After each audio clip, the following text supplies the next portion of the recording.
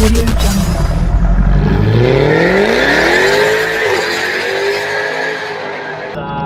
Yeah, I'm not sure if this is coming through on film, but as we've left Geneva, it started snowing. Shmi 150 is in front in a Ferrari California T. Seb Delay is behind in his Lotus, and I have been joined by the great photographer that is Alex Molik along for the ride, because we're going back from Geneva to Paris, which is where Alex lives. As you well know, I live in Paris. Yeah, man, and so we're basically going to have a bit of a chat about Geneva. Let's start from the very top. Screw it. What's the star car, man? Well, as far as I'm concerned, for me, as I said, it was the Apollo Aero. I know it's not... Well, no, it's interesting, man, because it's refreshing to hear someone else say something other than like the Chiron or something. You know? I know. So, most people would say like one of the big cars that were expected. Sure. But I really enjoy the Apollo Aero. Yeah. Because there's just something to it that speaks to me. Yeah. Even though it is, how do you say, model car... Prototype. Yeah. Like, I suppose there's no interior, because the windows were blacked out. Sure. Probably no engine, so... But it looks badass. It looks so good. It looks badass. Yeah. That, to me, it's the best of show. What about you? Cool. Okay, so mine's a bit odd because it's not like a new car.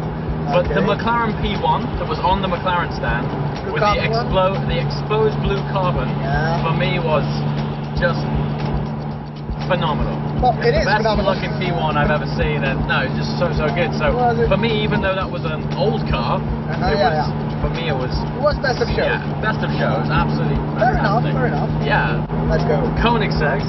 It was really refreshing to see the Regera in a colour other than that ice blue. Yeah. Because that's all we've seen, like press pictures on the stand last year at Geneva, Regera with this ice blue colour. It looked good, but it didn't really speak to me. No. This red they had, the iridescent red colour of that thing. And the car's come such a long way since then. Like just being in that car, speaking with the guys on the stand, they're taking me, they were telling me now, bearing in mind this car's like 1.8 million euros, right? Yeah. They're taking an order for one of those on average every week. One a week. That's a lot. Madness. That's a lot. So speaking with the guys, did not know that. It's a crazy world. So speaking with the guys there, if you order a Regera now, you're looking at 2019 for a car. Okay. Yeah? Alright, yeah. Crazy, I know. In fact, I would say the Koenigsegg stand was probably the most colourful stand of the show. You know, it was like Skittles. Exactly. Yeah. So interesting topic of the one-off one, not to be confused with the one-one. With the one-one, yeah. Right. It is very confusing at first. Confusing. Yeah. So one-of-one program is my understanding that they allowed customers to go even further with customizing the car. So even the wing on that thing had a lot of input from the customer on how they wanted it to look, which doesn't seem like a big deal, but when you've got a car that's capable of like 250 miles an hour, you've got to get the wing working right. Yeah. So the client comes up with the problem. shape. Yeah. So, but amazing that they let a client come up with the shape and design. Yeah. They put it through aero tunnel to make sure it works, and out comes this bespoke, beautiful wing. You know. Yeah. And it had like triple canards on the front. Just everything about that car was next level personalization. I thought that was fantastic. I think so. One of the few brands that you can just go totally custom. Yeah. Fantastic. I suppose you can't do that with a Chiron, say. No, exactly. I want to change the wing. Yeah, I'd like to change are you kidding? As far as that aerodynamics go, I don't think that's going to work out. That's probably not happening. Okay. So, speaking of the Chiron, hit me. What's your thoughts, man? Because I got to be honest, it's people I speak to around Geneva. Been a bit of love-hate with that car. Love-hate, yeah. So, okay, as far as I'm concerned, and that's just my opinion, I really like the Chiron. It might be a bit less gracious than the Bugatti, which was more elegant. More elegant at Pebble. Yeah. It was, smooth. Yeah. This one feels a bit more squarish. That's as far as look goes. But definitely more aggressive, right? More aggressive. Like that thing, all of a sudden it becomes intimidating, that car. It does. Yeah. However, I would say that the bonnet, what we talked about this morning, the fact that most Veyrons have two-tone on the bonnet. Yeah. That adds aggressivity as far as I'm concerned. It does, yeah. We're talking about the sort of product life cycle of a Bugatti product. As it were. Yeah. Thinking about the Veyron, you know, that thing was for sale for like 10 years. You could order one of those cars for like a span of about 10 years. That's true. And the iterations and the variations that we had of that car, they got more aggressive over time. So we're thinking Grand Sport, Vitesse, Grand Sport, Super Sport, those sort of things. Like if you put the original Veyron and a Super Sport next to each other, even that evolution is more aggressive. It is. So in like 5 years' time, when they come up with the next version of the Chiron, I'm sure we're going to see something quite spectacular. Yeah. So the interior. You've been inside the Chiron. I was very fortunate to go inside the Chiron. The interior is as good as the exterior. It's just next level. And you know what doesn't come across on camera is how the feelings, like just moving the knobs and stuff. Tim in front's making some noise. So the interior, just turning, like dealing with the buttons, turning the dials. It feels just good. Like, I know this is a small thing, but just the way things click. It, like, you could tell someone put a lot of time into that. Hey guys. Hey, I'm just doing a video.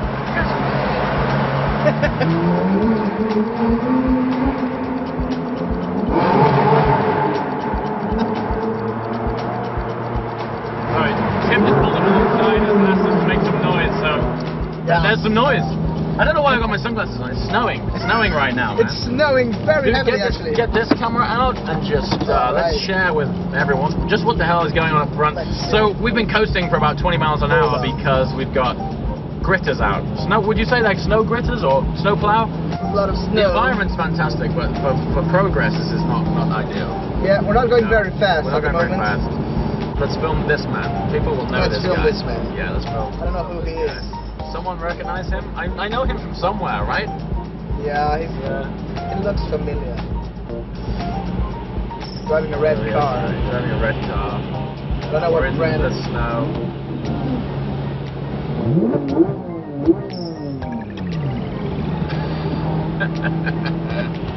So Chiron's cool. Chiron. Pagani. Talk to me. The BC. BC. Okay. Huayra BC.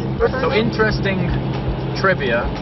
The reason the Huayra BC is called the BC is because the first client of Pagani to ever buy the first Zonda, his initials were BC.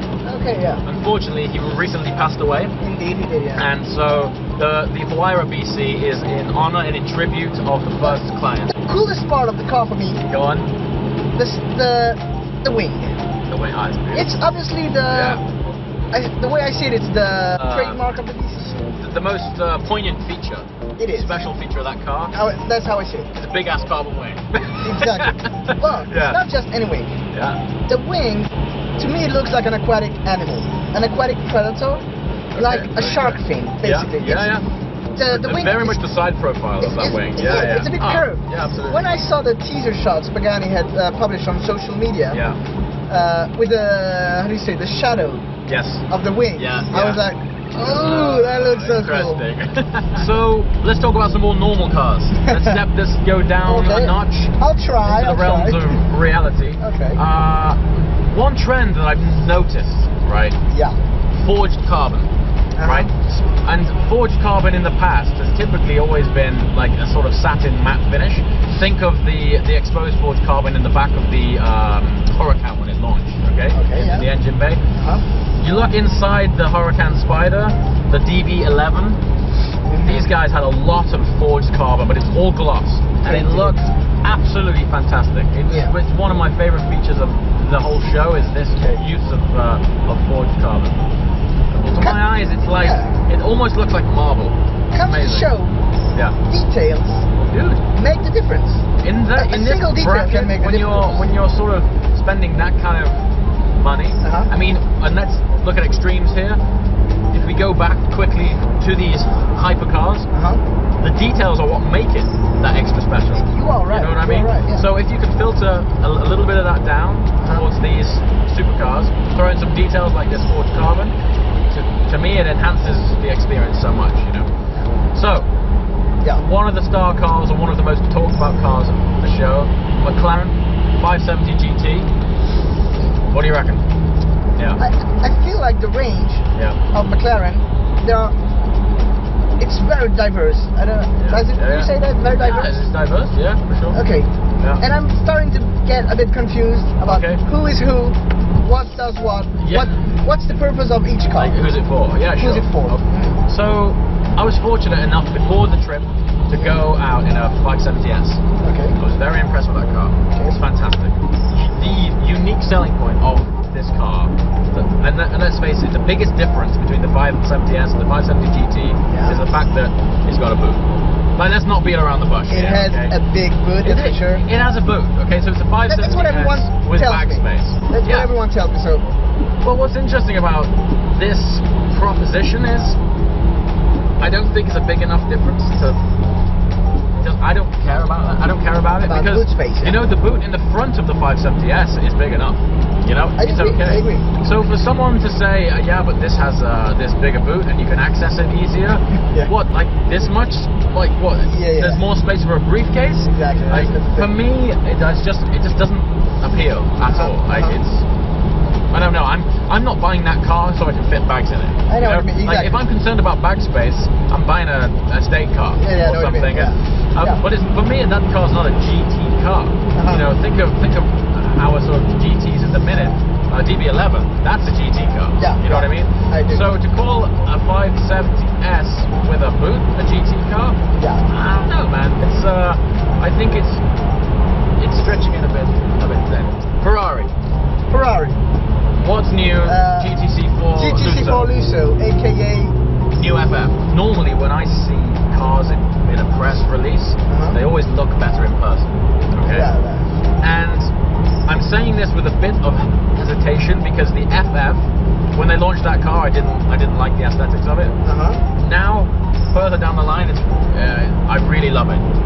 Lusso, I was surprised to not be as satisfied when I saw it in person. But maybe the Lusso is going to grow on me just like the FF did.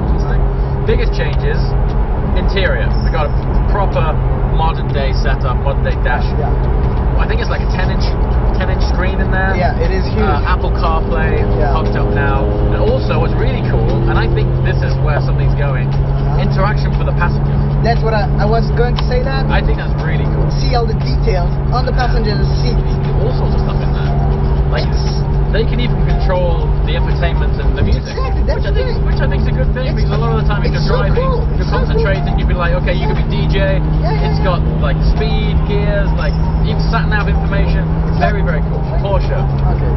Forget everything else, 911R. I'm going to cut straight to the chase and just say, obviously, no doubt, it's going to be a fantastic driver's car. I'll get that out of the way. It's based on the RS, 991 RS, so we've got a 4-litre engine, 8,500 RPM. No doubt it's going to be a fantastic driver's car. That's what everyone tells me. However, I am disappointed aesthetically because, and people might slay me for this, but they've just taken the wing off an RS, and that's it. Like that is it. Like, they haven't even bothered to give us new wheels. They have the same wheels on the GT3, same wheels on the RS. I think for a car that's that is in such a niche, unique space, and it's substantially more expensive, okay? More than an RS, right, which is supposed to be the most aggressive, fastest car. Personally think it's crying out for a ducktail. I think it wants a ducktail. Sport Classic. On the Sport Classic. That would be nice. It needs a ducktail. And there's this odd mismatch between the interior and the exterior, because the interior, it has this historic feel about it. The outside, it's just 991 GT3. Anyway, fantastic behind the wheel, no doubt. Obviously, we can't comment on that yet, but disappointing from an aesthetics point of view, personally. RS6 performance, I'm a big fan of the RS6. The RS6 performance is very nice. I went sat on the interior of that car. Loads of Alcantara, contrast blue stitching, matching the exterior. One of the more unique features that I've seen, particularly for a car at this price point, the interior, carbon fiber, had a weave the same color as the exterior of the car. Which I think for what is a estate car. Very cool. Again, we're talking about detailing here again. The manufacturers are really starting to up their game with these things. Great car which we've missed out. The Centenario. Oh yeah, okay. Now, oh boy. Now for me, okay, the last few years, the last few shows, Frankfurt, Geneva's of the past, Lamborghini have gone a bit crazy. Let's face it. We've had the Egoista, the Veneno, these types of cars, the Aventador J, just things which are just completely mental. Yeah. Centenario, okay, they've turned it up to 11 again, and it's pretty crazy, but it's actually in the realms of reality. It feels like a road car still. It doesn't feel like it's from space. No, it doesn't. Unless you look at it solely from the back. That's pretty crazy. I'll be very blunt and honest.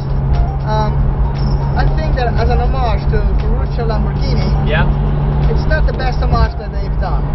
I would agree. I would agree with that. Yeah. It's very cool. It is cool. Is it fitting for something of such legend? The car that was shown at the show has the full exposed carbon body. That is actually optional extra, and it is €250,000. Are you the one who told me that already? Maybe. I don't know. But yesterday. It's just an interesting statistic because what is interesting about that? There was not another car on the stand which was as much as the body kit on that car. That's which I think is quite an interesting thing. Crazy. You know, it's very easy to become quite blasé about the prices and figures when you're walking around these streets. When you're speaking like about Koenigsegg and things like that, totally different planet. But to put things into perspective, just the exposed carbon on that car is more than any other car that was on the stand. So yeah, the DB11 I really like. I like it as well. But it's not as cool as Spectre. It's not as cool as the DB10. Well, do you know, I asked the guy on the stand, I said, you know, why did you go from DB9 to jump to DB11? You know, why didn't you make a production version of the DB10? He said, we allocated DB10 specifically to the Bond franchise, which is interesting because I guess they're going to either have to use the DB10 again in future Bond films, or that car's done now, you know, which is a shame. He also said something interesting, was that they didn't do a DB8 between 7 and 9 because they thought the jump, the evolution of the car was so much that the number 8 didn't do it justice. Fair enough. So I'm like, is that good sales talk, or is that right? I don't know. Who knows? So one day they're going to do a DBS equivalent of the DB11, and that thing is no doubt going to be fantastic. So I'm really looking forward to them taking this thing and pumping it up, putting it on steroids, and giving us something that's really aggressive, sort of chunky, you know.